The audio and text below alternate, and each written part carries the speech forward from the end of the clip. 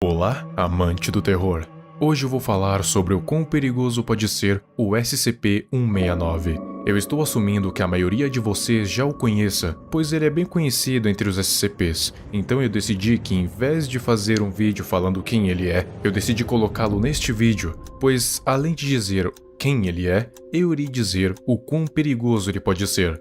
Ah, e não esqueça de ler a descrição, há informações que podem ser úteis por lá. Vai por mim.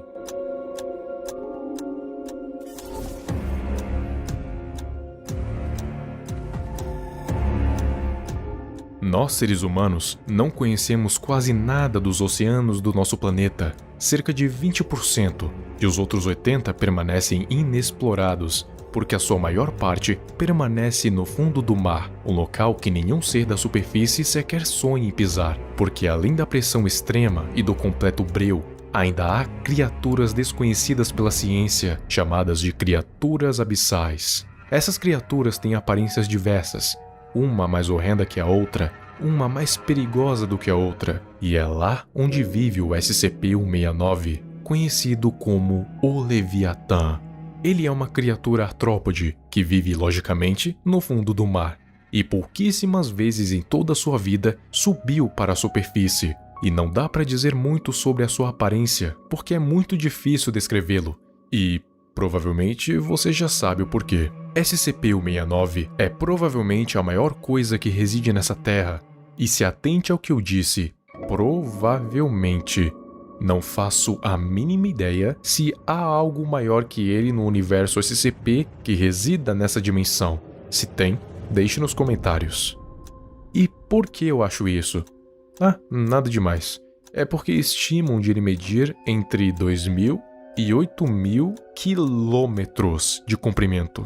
Ou seja, ele pode até mesmo ser maior que a Rússia, que é simplesmente o maior país do mundo.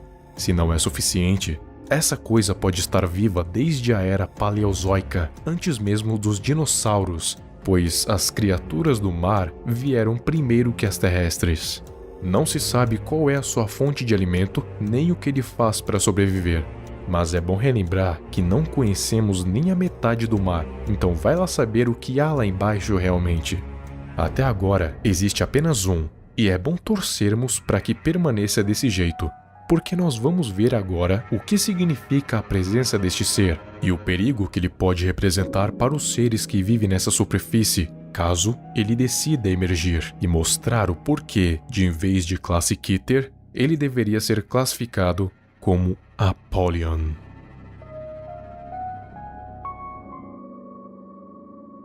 Primeiro eu quero que você imagine um único tsunami. Você já viu ou imaginou a destruição que um único tsunami faz? Pois é, agora eu quero que você imagine vários destes e simultaneamente em vários cantos do mundo.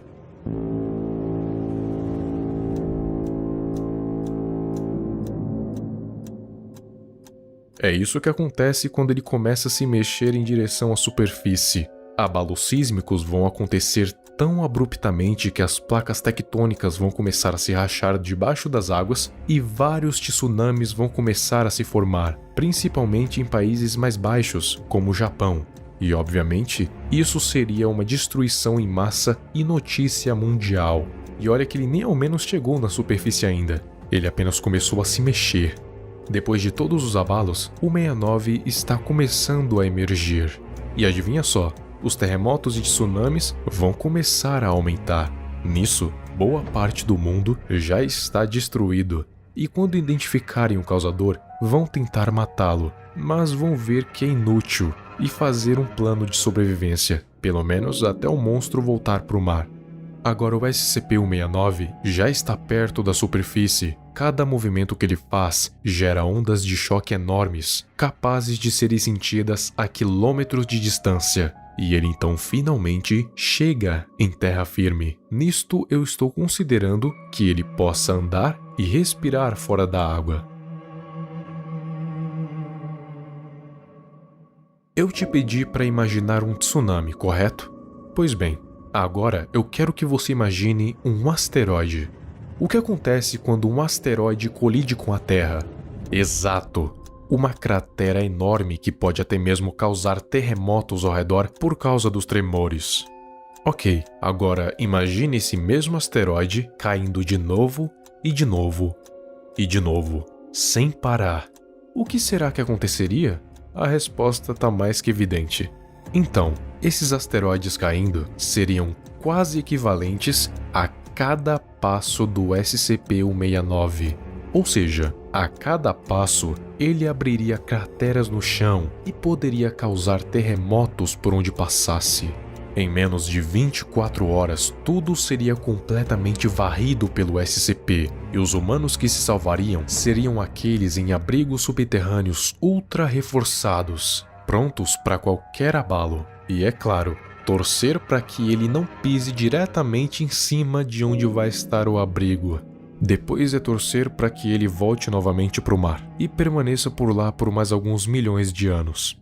Então, basicamente, apenas de ele se mover, vários terremotos e tsunamis iriam acontecer ao seu redor, porque não há como algo desse tamanho se mover e não causar várias ondas de choque. Mais grosseiramente falando, só de ele se mover, ele já tem potencial para causar o fim do mundo. Ele nem precisa atacar, basta ele andar pela superfície que ele passa de classe Keter para a classe Apollyon. Isso sem nenhum tipo de dúvida. Então, sempre que você for pensar no SCP-169, reflita sobre essa seguinte pergunta: o que reside lá embaixo?